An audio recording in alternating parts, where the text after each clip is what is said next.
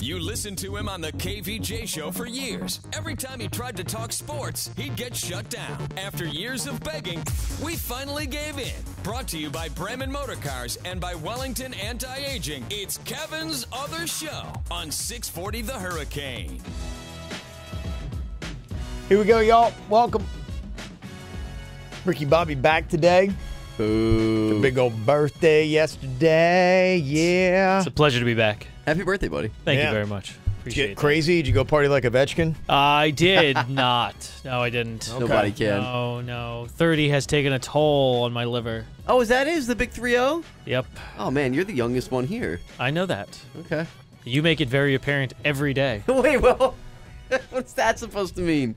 Why It am I means you so sound old. That's what it means. Does that So you sound have to like an spell old it out man? for you, Okay. or are you going blind too? Sorry, No. I had to make up for not being here yesterday. Get it all out of your Yeah. system. Get it Let all it go. in. First Let it 30 go. 2 days of show to just tear apart Diener.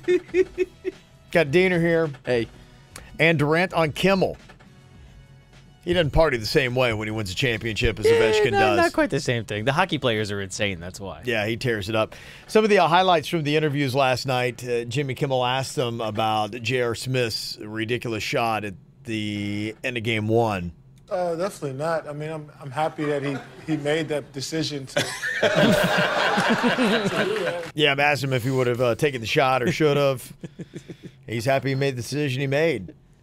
I'm sure he is. A lot of Warriors fans are. Listen, look how different we would have looked at this if that didn't happen. Like they probably would have won Game 1, and then here we are. It would LeBron wouldn't have broken his hand. well, that would. Oh my God, that's Yes. how dare you come out and say that now, you puss. Which affected him so much. God Almighty. Showed in the numbers. I've basically been playing with a broken hand. Boo-hoo. Yeah. Jimmy Kimmel asked Durant if he knew it was over after Game 1. Once you guys won that game, because they really had a chance to steal that game, did you know that it was over?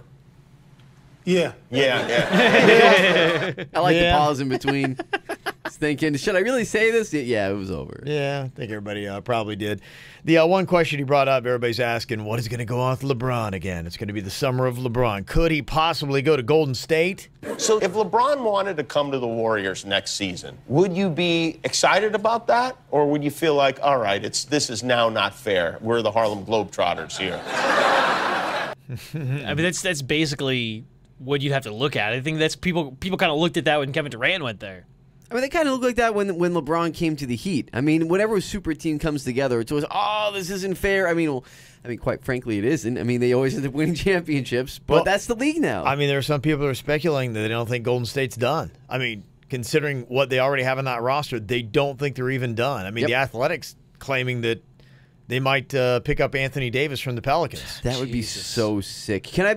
I think that's actually, I know this might sound crazy, that's a better move for that team than getting LeBron James, I think so too. right? Yeah, probably. I mean, I know it sounds nuts because you think, well, why would you not want to get LeBron James, the best player in the world? Well, Anthony Davis is about, 7-8 years younger. Yeah. He can be a centerpiece for that franchise. Yeah. When, they're all not going to stay young forever. He would now become the youngest player on that team. Yeah. Somebody to build around in the future when they start to get older. Does somebody go like a Draymond Green? He would have to.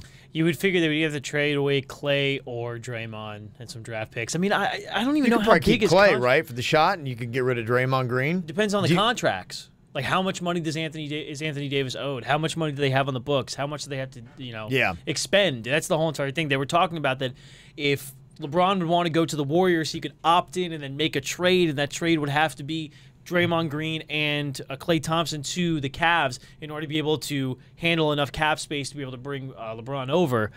I don't know. I mean, is that really a huge win for Golden State if you give up those two pieces and I then you get personally LeBron? don't think so, no. And you got LeBron. I mean, what are we talking about here? I mean, he's 33, Yeah. 34. Not only that, but that team just whooped his ass. You know Yeah. what I mean? So, I mean, like, bringing him on, it's going to make them good. But it's like, there's no opponent. Like, there's no villain on the other side. Like, who the hell are they going against? Yeah. It's stupid. It really is dumb. So LeBron to the Warriors. Here's what Durant said on Kimmel. I just don't think that'll happen, man. I don't Right. want to go there. Yeah. Somebody's listening is gonna write something. So Okay. I don't know. I'll stay on my side. Well, the question is, you looked at the Miami Heat. They, in year 4, everybody on that team admits they just didn't have fun. Things just weren't gelling. There were problems. There was drama going on behind the scenes. And it all just came crashing down. Here we have the Warriors, pretty much year 4 of doing a lot of this. So how many more years do they have? Are there any signs that they're starting to crumble at the seams? How long can you keep together a super team like this? I guess that's the ultimate experiment, because so far some of the super teams haven't stayed around too long. You had the Heat for 4 years. Mm-hmm. The original Big Three in Boston, how long were they a cohesive unit? 3 or 4 years, I think, too. Yeah, I think it was about the same time. So, I mean, it seems like the shelf life when you put these super teams together is about 4 years. Mm-hmm. And now Durant, how long does he have? Well, he's new, though. It's not like they put them all together. I mean, like he just got added, so like he's a new addition. If they add somebody else new that could really spark the fire again, they could go for another couple of years. I mean, I think that whole experiment could stay together for the next 2 or 3 years with just that alone. But the issue is Klay Thompson. I think Klay Thompson is the biggest X factor in this. If you go back and you watch the show from Friday, me and Diener got into a very heated conversation about Klay Thompson, because I really think that Klay Thompson on another team could be a leader, could be a superstar on another team, and I think he's kind of suppressed around the players that he's there. But Draymond Green's got a chip on his shoulder. He's going to want to stay wherever he is so he can continue to win championships. Steph Curry's the leader of that team. And then you got a bunch of role players that are great role players. Andre Iguodala, Sean Livingston. I mean, great guys, great bench players. So, I mean, we'll see what happens. What do you think players want in the NBA? Do you want to be the best player on a team that gets bounced in the first round of the playoffs, or do you want to be the 3rd or 4th best player on an NBA champion? LeBron James answered that question for you by leaving Cleveland the first time. You want a ring. That's what you're doing. Yeah, that's the whole point. And then he went back to Cleveland to go get another ring because he's like, well, I figured it out. So for these guys like Klay Thompson, they're just like, hey, I'm content. Just keep getting me rings, man. He could stay. I mean, I'm telling you, he's probably the one person that may be like, I want my own team. And he'll get the money for it. Here's the problem with Klay Thompson, and Ricky actually just said with the last thing he mentioned, the money. His father, if you believe his father has come out and said that Klay Thompson will not sign an extension with the Warriors unless they pay him next year. Yeah. He's under contract till next year. So after that, when we start talking about people like Anthony Davis, if he were to come to the Warriors, Klay Thompson's going to be hard to move. He's going to be hard to move. 2020, they have to do it soon. He's going to make a lot of money, and it depends on who he's going to make this money with. Well, what's the math on this team? I mean, you're talking about what the cap is going to be about $101 million for next season, somewhere around there. I mean, how are the numbers starting to add up for the Warriors? They just keep bringing in big old talent. We don't seem to act like there's a ceiling on this. Yeah, I think. Well, I mean, at a point in time, it's like Pat Riley was doing it for a couple of years. He was like, "Screw it, I'll just pay the luxury tax. I don't care." I mean, Mickey Arison was totally fine with paying the luxury tax as long as they kept going to the finals. I don't give a crap how much money I got to pay. Well, they broke it down, the Sun Sentinel, with Ira Winderman talking about the chances of LeBron James coming to the Miami Heat. Yeah, let's do it again. He's going to be talking to Pat Riley, apparently. You're looking at $35 billion he would command for next year. Cap at about 101. That basically would require trimming the remaining cap below $66 million. So, feasibly, to put some names on it, you would have to get rid of Hassan Whiteside, Goran Dragic, Tyler Johnson, and get basically nothing in return. Fantastic. Let's go. That's the realities of it. That's the realities of it. Let's do it. Hey, man, Paul George and Kawhi Leonard were seen in Miami yesterday. I'm just saying. Yeah, there was a kid that ran into him at Aventura Mall. Yes. Kawhi Leonard. That's our source now. Isn't that amazing that where we are with social media? It's on Snapchat. He had a photo of him. He was in the background. It was Kawhi, it looked like. It was him. Yeah, that was there. They're both here. Coincidence? I don't know. Yeah, what's it going to mean? The Anthony Davis contract, 2019, 2020 is $27 million. 2020, 2021, $28 million. In the summer of 21, he would be an unrestricted free agent. Klay Thompson, on the other hand, we're looking for, this is his last season before he's an unrestricted free agent. Next year, $18 million. So there's they had to getting rid of him. They'd have to get rid of somebody else too, and probably you would look at either a group of players or you look at moving Draymond Green. Yeah, that would really suck to have to do that though, because I feel like Draymond Green's kind of like their Bill Laimbeer type of player. You know what I mean? Yeah.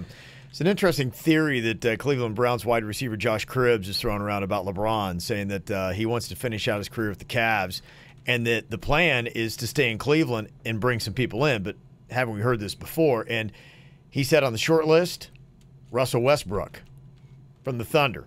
So Westbrook goes from playing with Durant to then playing with LeBron. Yeah. I don't know. I can't see it. Maybe So maybe the Cavs just become the Thunder, and Paul George and Westbrook come over to the Cavs. They just change the colors on their uniforms for the most part. Where's Melo going? Melo's just going to be left in Oklahoma. He's left alone. He's in like, Oklahoma what the City. hell, guys? I finally got up the courage to leave New York. That would be great. Yeah, and if you're looking at contracts on this, Westbrook just got into the first year of his 5-year, $205 million contract. So working numbers is going to be a headache for that as well. So what Josh Cribbs thinks he knows that Dwayne Wade doesn't, because D. Wade seems to think it's going to be about family. And LeBron saying his greatest achievement would be playing with his kid. It's still about maybe 3 or 4 years away from the minimum age. But if you could get him on any team, and that would be something saying, hey, look, if you take a look at my kid, I want to play with him, I'll stay in Cleveland. It's possible. So does Cleveland's chances to keep LeBron continue to go up. Oof. Coming up here in a couple minutes, I guess you could say that we've got Shaquille O'Neal and Charles Barkley booked on the show. I guess you could say that, but you'll find out what I'm talking about next. Get Kevin's other show whenever the hell you want on YouTube and at 640thehurricane.com.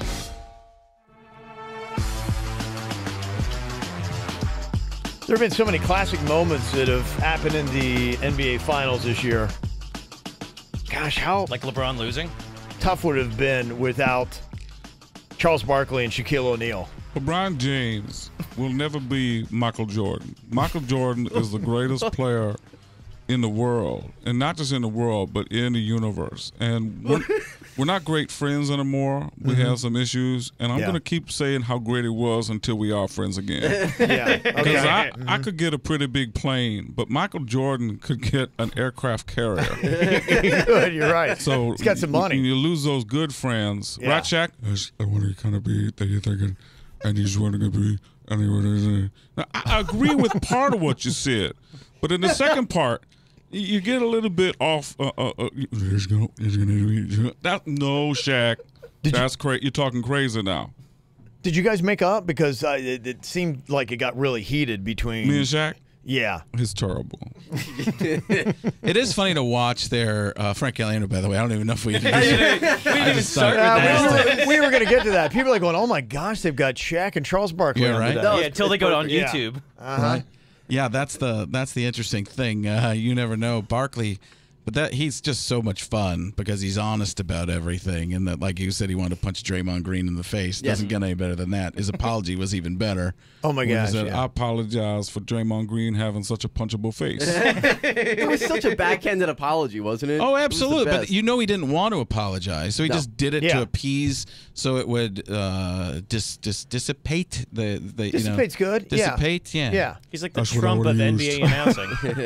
Well, I don't think Trump always comes from, and this isn't political, I think Trump is P.T. Barnum. Trump always, right? Yeah, right. He's like, it's not going to. Yeah, the greatest showman on earth. This bearded lady is incredible. That's a man. No, it's not.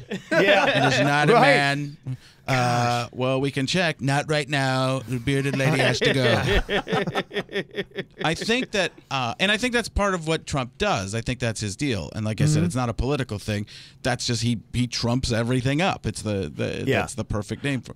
But with Charles Barkley, I think he just says things he's thinking, and it doesn't really get him into trouble because he set it up the proper way. He set it up from the beginning. I am not a role model, and now I'm going to do 57 things that prove it. So he's his own disclaimer. If you start with your disclaimer, then you can pretty much do whatever. I think that's 100% right. That's how you do it. For example, when people see me, the first thing they think of is impressions and sports impressions, and then like. I get this all the time. Do some John Madden, and no matter where I go, and my reflex is that still. I mean, he's not even in the game anymore. I know. It's been not even in the video game anymore. No, right. And they couldn't get rid of him in the video game. They couldn't they had to buy his name off of him because people don't know it as EA Sports Football. It only sells as Madden. They tested it. Yeah. Wow. Yeah. It's not even. It used to be Welcome to John Madden Football. It's not that anymore. Right. And he was reluctant, wasn't he, initially, to even slap his name on the game? Yeah, probably. He wanted to do Super Madden Brothers. Mario just ate a mushroom. Boom.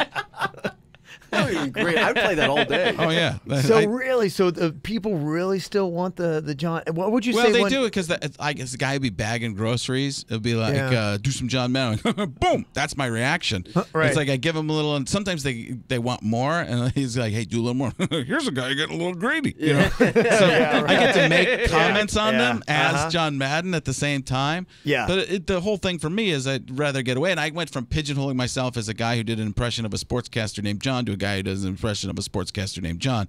And John Gruden, I'll tell you what, man. So it's that. And then people go, at least he didn't coach the Raiders. No, they both coached the Raiders. They did. That's true. There's a lot of parallels. So the only difference is an H and haircuts, right? So, what makes you want to go after somebody for an impression when you finally say they're impression worthy? Because you got to reach a certain level. Well, it used to be to see the sports guys who would be in other things outside of sports. Mm-hmm. But I'm not even working on any new impressions anymore. This is a funny thing. You've capped it. It's like, I mean, if they come to me naturally, why not? Go for it. Yeah. But I was telling somebody that the other day. It was a radio guy, a friend of mine, but he's kind of like he's very linear. And I was like, he's like, so who you working on now? I'm like, I'm not really working on anybody. You working on Tony Romo? No, I'm not working. You got a Jim Nance you're brewing up? No, I'm not working on anymore. He goes, so you're saying that you don't have a Tony Romo you've been working on? Like, no.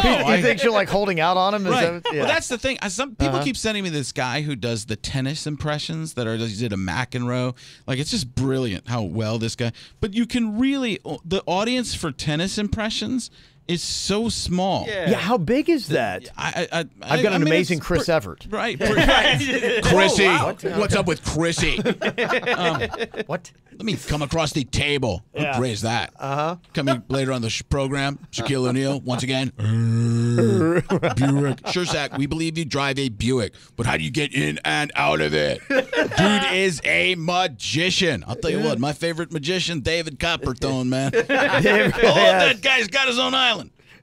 He does. He's I love good. how you let him into Jim Rome just inadvertently when you mentioned Chris Evert. Right? Yeah, Chrissy. Jim Rome. Just it's the old. I grew up loving Robin Williams. There's just things that take you off onto little bits of tangents. Right. So that was that's all I needed. That was the only the creak in the door that I could get through. Who do you think, like, when you look at I thought you were going to go, who are you working on now? Yeah. Come on. You got a Tony Romo. Don't hold out on Tony Romo. Don't hold Tony Romo. You got to. Frank Caliendo in here. When you were getting into the comedy game, who do you think whose mind wows you? Like, you're just because you talk about Robin Williams, and he was always wowed by what's his name? It was Jonathan Winters. Jonathan Winters, that guy. Yeah, and I'm always amazed by people who can just talk and do a show with their own persona completely. You know, even Chris Rock seems like he has jokes most of the time. I'm more amazed, as brilliant as I'm more amazed by Richard Pryor even than Chris Rock. Chris Rock, a brilliant joke writer, very smart, got some stories and stuff like that. But Richard Pryor, now as I get older, I start to realize, wow, he was just talking and telling you stories about things that had happened to him, very painful, and turning them into comedy. And you know, some of these guys have fallen, but Louis C.K. was another one. Not even stuff I would always laugh at. I would always go, geez, how do you do that? The audience is just listening to you talk about things in your life. Well, Bill Cosby had that too. Yeah. And Bill Cosby would talk about his childhood, bring up his kids and everything like that, and it would be such a conversation. Right, and was the safest guy in the world to do an impression of him until a couple of years ago. They're all what a twist. So Kevin Spacey, Bill Cosby, and Morgan Freeman. They're all gone. You could do a jailhouse conversation. Right? Yeah, right. Let's save that for when I don't want to do any more shows. When you want to quit, let's do that. I'll film it, put it up on social media, and you'll be done in a day. You know who could do that? Somebody who's unknown. Somebody who's unknown. Yeah. Like, you see it on Twitter all the time. People send out tweets. I used to do it on, like, the sports tweets. I would, because everything, I stopped tweeting a lot because I realized I was just a jerk on Twitter. And that was, I would get so many followers. It brought out Evil Frank? Is that what it is? Terrible Frank. Terrible Frank. Yeah, I would get every Monday Night Football game, I'd get 1,000, 1,500 new followers because I'd just be ripping whoever throwing an interception, missing a block, and I was like, I don't like this. It's brutal. You didn't like what you saw on your Twitter, right? feed. And then it was happening in real life. I'd be like, that's a really bad shirt you're wearing. Because you would insult people in 140 characters. Right? We don't do that. And just read somebody's Twitter feed sometime. Yeah. And that if they don't have an agenda, they're just talking to be heard or tweeting to be heard. Yeah. And they'll be like, just put on my shoes. Like, you don't tell people that stuff. Right. Yeah. It doesn't matter that nobody ever showed another person a picture of food until like Twitter and Facebook and Instagram and everything else. And now people just do it. I did it last night. I was almost in a mocking way because it was my friend's restaurant. Yeah. But it's changed this because you see the first reaction that people have now is you see someone like do a header, somebody seriously hurt, and it used to be hopefully we'd be like going, oh my gosh, get help. No, it's get phone. Right? Yeah. Absolutely. That's it. We used to be embarrassed about things that happened to us. Now we try to get likes. Yes. It's unbelievable how people have no shame anymore that I did something stupid. Did you get that on video? We could go viral. Right. It's endorphins, baby. Yeah. I just that Fortnite. I talked about that with you earlier. Fortnite. My son, I haven't seen my kid for 2 weeks because he plays Fortnite. That's what I've heard. It gets pretty serious. What the hell is Fortnite? You don't know? You look like you'd be in it. Yeah, I know. Everybody keeps telling me. Actually, you look more like the guy who'd be selling it at GameStop. I believe you are needing this power-up situation. It's the hottest question ever, yes. Yeah, it is a game where you start with 100 people. It's an e-sport now, so that's why it fits to talk about right? Like you guys. people make money playing this game. Well, yes. I didn't believe it because my son is like, I tried to get him to stop because when we were kids, we played video games and our parents were like, you're wasting away. You're just playing video games. You're not doing anything. And they were kind of right. Right. And now my son watches video of people playing video games for hours. That's a thing. Yeah. What's PewDiePie doing? Oh man, don't even get me started there, man. Yeah. So he says, Dad, there's a guy who makes $600,000 a month playing Fortnite. I'm like, no, they're not. Give me my phone. I look it up. Yeah. Why are you talking to me right now? You need to be playing that game and getting better at it. You cannot survive in this household unless you're making at least $300,000 a year. If you've got a son, I've noticed the one thing about esports, it is now the great equalizer because I'll go on the basketball court with my 10-year-old and I'm owning him. And I don't give him anything. I mean, come on, man. Yeah. And then he's like, Dad, let's go in and play the NBA 2K or whatever the heck it is. And it's return the favor. Just destroys my son tries to do all the moves that he can do in the video game and thinks he can do them. And I'm like, you need hang time, buddy, to be able to do some of that stuff. Your feet need to leave the ground to be able to double pump. I just got this image of your son trying to do like triple flips like an NBA Jam. Well, he does have the big head. No, we got that from me. No, it's like he'll do these moves, and I'm like, "What's that?" He's like, "A Euro step." I'm like, "You what?" Yeah, the James Harden, where you take 6 steps and grow a beard. And James Harden takes so many steps on the court, he actually grows more beard while he's playing. It goes from like 2 feet long to 3 feet while he's traveling. Terrible. Frank Caliendo is going to be at the Palm Beach Improv. Go grab your tickets. Right now, you can go to palmbeachimprov.com, 561-833-1812. Always great having you in, Frank. Appreciate it. Thanks for having me, guys. I'm going to go learn more about Fortnite. Yeah, let us know. Make some real money without ever leaving the house. It sounds pretty lucrative. Yeah. Perfect. All right, we good? I figure we're right on time, right? Wait till you hear this crap. It's Kevin's Other Show on 640 The Hurricane. Realmuto a drive to deep center. Hernandez going back, keeps going back, it's out of here. A 2-run shot for JT, and the Marlins have grabbed a 2-run lead. Gosh, so exciting to hear Marlins doing something awesome. Yeah, man. Playing alive while the clip plays. The Marlins are still alive. No, they're not. No, I know. Well, no. I thought maybe it was a sign that we had the clip in the song. No. Yeah, it's still a stretch. Hey, but you got to take whatever win you can get. I was going to say, take it while you can. Especially off of Bumgarner. I mean, I saw that lineup last night, Wee and Chen against Bumgarner, and I laughed. Yeah, it doesn't look good. Whenever you see Wei-Yin Chen's going to be on the mound, you're like, it's not going to go well. Almost as bad as Jose Urena. You know, he's. I saw the numbers on Wei-Yin Chen, though. He is drastically better, or at least was until last night, at home than he is away. Like, away, his ERA is like 10. Ooh. And at home, it's just over 1. It was until last night. I think it's up to 2 something because he allowed 4 earned runs and 4 1/3 last night. Wow. But, you know, Wei-Yin Chen is a drastically different pitcher. I mean, does he get nervous pitching in front of fans? So, like, when he's at Marlins Park, there's no one there, so he can practice. I think part of it, he had a couple long drives, but it's just such a long park that it favors him as it does anybody. I think that it's a pitcher comes into Marlins Park, they're like, yeah, cool. That's a pitcher's ballpark. That's where you want to be. That's so stupid. It is. It's so unbelievably stupid. What? You don't believe in the pitchers and hitters ballpark and all that stuff? No, and obviously it exists because why are they not all the same dimensions? I agree that it's dumb. Isn't that stupid? Like, what if you played for the Patriots and you went to the Jets and they had 3 extra yard lines? Yeah, or imagine you were playing on a basketball court that was double the size and the rims were at 15 feet.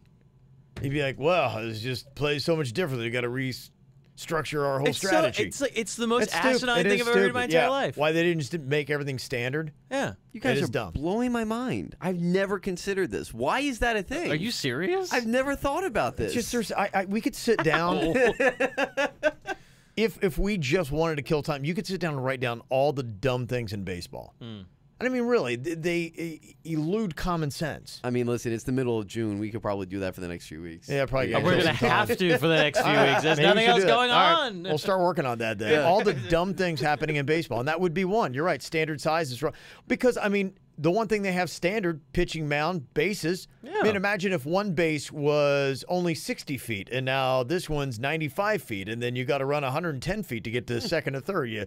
You know, I mean, you got to probably have to do pinch runners because this guy's so fat he can't make it from second to third. They just add an extra base. Yeah, his fourth base. Only in this one ballpark. Yeah, exactly. So weird. I never thought about that. Yeah, it's stupid. What other sport does that? No, none. Yeah, not a. Unless I can't think of soccer. I can't think of a single. It's the same pitch in every soccer game, same everywhere. Baseball is the only place where the place you play, but their thing is because the bases are the same amount away from each other. But when home runs are a thing, the ballpark should be the same size. Well, look at Wei-Yin Chen. He's a completely different pitcher at home and away. And a big part of that is because of the dimensions of the ballpark that he pitches in when he's at home. This has to go back to the beginnings of baseball, somewhere in the 1800s when Pickles Dillhofer was playing. Something must have happened. But I don't know, and it's stupid because baseball. What did they hang their hat on? Their numbers. That's what we're all about. The stats. It's all about stats in baseball. Well, how can you have stats when things aren't standard? Yeah, exactly. It doesn't make any sense to me. That's a good point. You can't look at home runs the same with everybody when you consider that some hitters don't play in certain parks. Well, look at certain pitchers that are probably in the Hall of Fame that wouldn't have been if they would have pitched in a different ballpark. Just imagine. Yeah. Just imagine. If it was a pitcher's park and they always played in pitcher's park, then everything would be great. You never get a hit off. So baseball, how true are your numbers? Does baseball even exist? You guys are changing my life right now. It's crazy. And, one thing I got an appreciation for is because I've been playing the baseball game, the 2K, whatever it is, that I don't even know the names of these things yet. That's how much I suck at these. You're so hip. But, I'm playing my kid, and, you can play old retro parks, and we're playing the old Polo Grounds that they used to have in New York. Yeah. And it was cool. Like a polo dimension, but if you hit the ball to right or left field, it is squared out, and it's an in-the-park home run. Gonzo. Oh, my gosh. Right. So because it's rolling. If you ever go to some of those parks when you're playing an adult men's league and there's no fence, it's the roll all day factor. Yeah. Which changes, again, the entire dimensions of what your stats and your numbers are going to be. Exactly. Based on the fence. And I mean, that's in the era of when we were keeping numbers. Now, but this is the thing, too. It's but I guarantee you this would be the argument from purists is that this is the reason why there's strategy in baseball.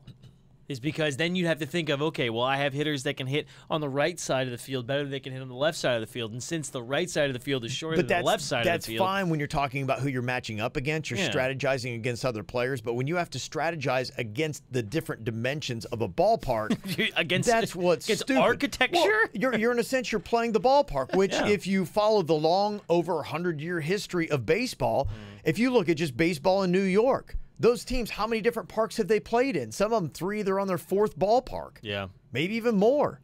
When you talk about your Ebbets Field and your Polo Grounds and your old Yankee Stadium and your new Yankee Stadium and your Shea Stadium and your Citi Fields. You know? How many different ballparks are you talking about with all different dimensions, yet the stats are supposed to still look the same?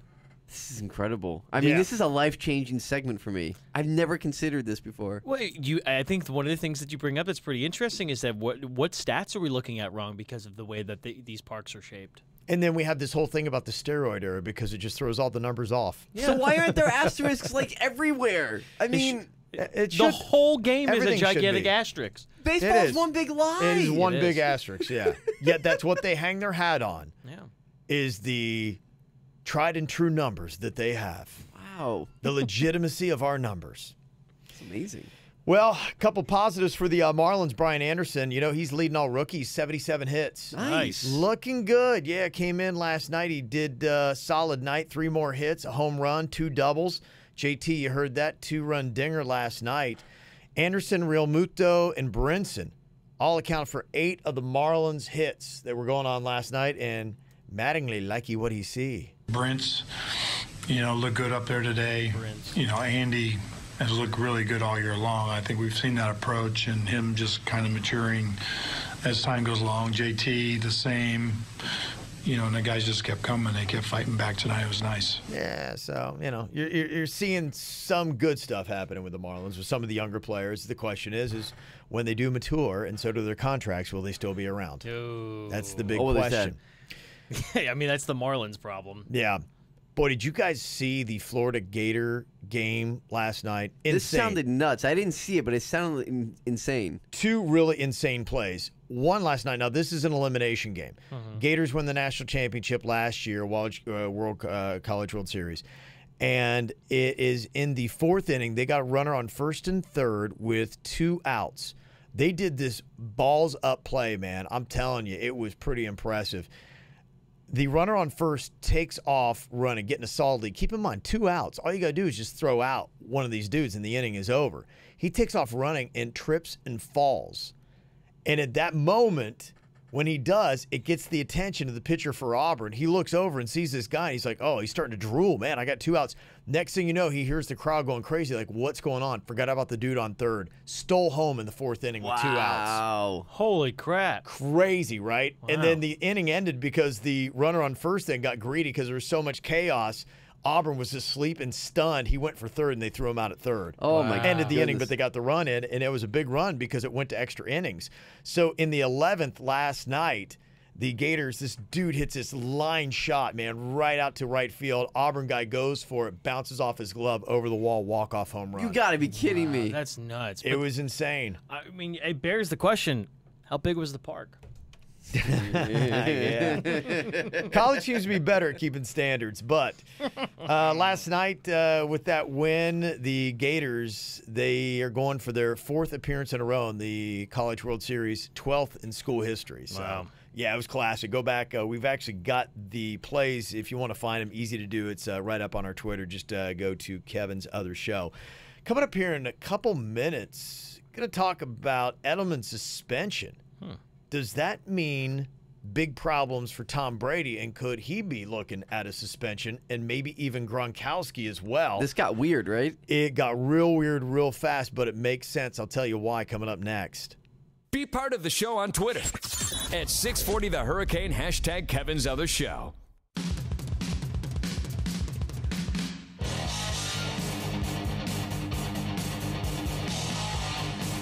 Weird story going on with Julian Edelman in his 4-game suspension for the Patriots. Now, he's suspended for violating the league's rules governing performance-enhancing drugs, but they say the result was triggered by a substance that wasn't immediately recognizable. And he says he wasn't even sure what triggered the positive test. Now, a lot of times you don't believe these guys. They're going, yeah, sure, you don't know what it was. You're taking some kind of, at least a masking agent to try to cover up the PEDs that you're taking. But the thing that is kind of interesting about this, and I've been listening for a while the last year, there's been a little bit of an ongoing saga. If you watch the Tom versus Time, you saw that dude that was following him around, just massaging him nonstop. That guy. Is that Guerrero guy? Is that the same Yeah. guy? Mm-hmm. Was that him? Yeah. He was the massager? Yeah, that's the guy. I didn't know if I wasn't sure if that was the guy that was I actually believe that's the touching same him. guy. I think that's the same guy. It would make sense now. I think that's him. Yeah, if it all connects. But the Guerrero guy is somebody that, for whatever reason, is not very well liked down on the Patriots sideline. In fact, he had his sideline pass revoked. And reportedly it was by Bill Belichick. And he's got something against this dude. I don't know what's going on. Maybe he thinks he's got some mad science, weird, kooky kind of medicine. But this guy, apparently, after he's done wonders for Tom Brady, now works with Julian Edelman and Rob Gronkowski. And now the fear is Julian Edelman, if you believe him, doesn't know what he could have possibly taken that got him a 4-game suspension. But the question is, who'd he get it from? And then who else was it given to? Isn't like half the team under TB12 now? Like, isn't it? I know like Gronk and Edelman are two big names, but I'm pretty sure there's a handful of other Patriots that are still doing the Alex Guerrero treatment. If you're on the Patriots and you look at Tom Brady Yeah. and his longevity and I how wanna he's do staying that. healthy, and you're like, yeah, okay. Yeah, Hey, if it exactly. works for that guy, I'll drink all the candles you want. I don't care. yeah, I'm going to go for it. So, yeah, who knows where it's going to go, but there are some people saying keep an eye on this because it could get really weird. And imagine the Patriots starting the season with Edelman, Gronkowski, Tom Brady, and who knows who else from TB12 riding the pine because they've got some kind of masking agent or something going on that violates the NFL policy. It's all very strange. I think it's also interesting too that this finally comes out, or this comes out when it's finally released, the court papers of the lawyer from Manning coming out and saying that he definitely did take PEDs. Like that happened like a week ago, and it was covered by nobody. And then all of a sudden, this happens. Yeah, it is. Seems weird. It just a lot of these suspensions seem weird to me. They seem like they always are masked in some kind of confusion, where it's a PED. Is it a legit steroid? Is it some kind of HGH? Is it a masking agent? What exactly are they getting busted for? Because I don't know how many names I can actually attach an actual drug to. Well, yeah, isn't that what Robinson Cano? Did he just get hit because he tested positive for a masking agent? Yeah. Not a PED, but a masking agent, and that was enough to give him the kick. It is. It's enough and I get why you do that. Oh, yeah. But there just seems to be always this confusion when somebody is getting handed a suspension is exactly like why they were suspended. Yeah. And it's a good point because they're all under this same program. So what are the chances that Edelman is the only guy who took whatever this was? Well, I wonder what kind of continued drama you're going to see because I have a feeling this Edelman situation has really ratcheted up what already was a tense situation. I mean, Guerrero with his sideline pass revoked. Belichick's trying to say, I don't want this guy around anybody else. He's trying to cut the cord, but you got Tom Brady, and you got to wonder if some of the perceived friction that is happening between Belichick and Tom Brady, how much is Guerrero at the center? How much more is it going to be? Because Belichick, if he's looking at all these guys, and Edelman now is going to be riding the pine for 4 games on a suspension, and he's like, you're seeing Gronk, you're seeing Tom Brady, you're seeing him. You're like, I could wind up with 10 guys on the bench by the time. Oh my gosh. How do you field a team? And for 4 games, you don't want to start in an 0-4 hole. And they don't have great. I mean, they got the Dolphins in there. They got the Jaguars in there. I mean, there are a possible 2, 3, even who knows? It's the NFL. You could wind up with 4 losses. I mean, obviously, Belichick doesn't want to start in a 4-game hole. Could you imagine? It'd be if this happened insane. to the Patriots? And then if that happens, Brian Hoyer.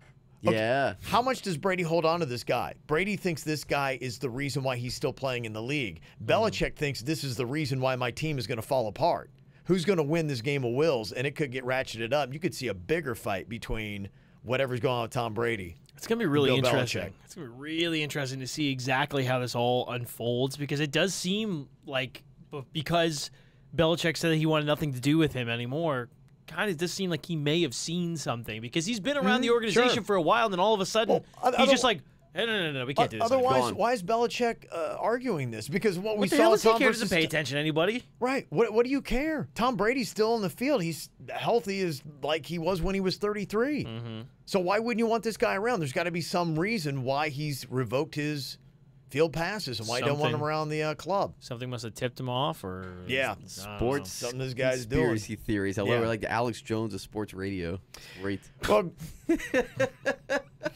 let's not even try to make that connection. Come on, man. Yeah. It's just when you think you're really heading for like a real solid point, you just All right, maybe it's not that bad. just crash the credibility train. Gronkowski didn't seem to be too worried, though. He was out partying. Belmont Stakes over the weekend, rooting on his horse that he's now bought into that finished second. He ended up taking about $950 home, but apparently he has this bet he always lays down, $69. Big shocker there. Just a child. A just big man baby.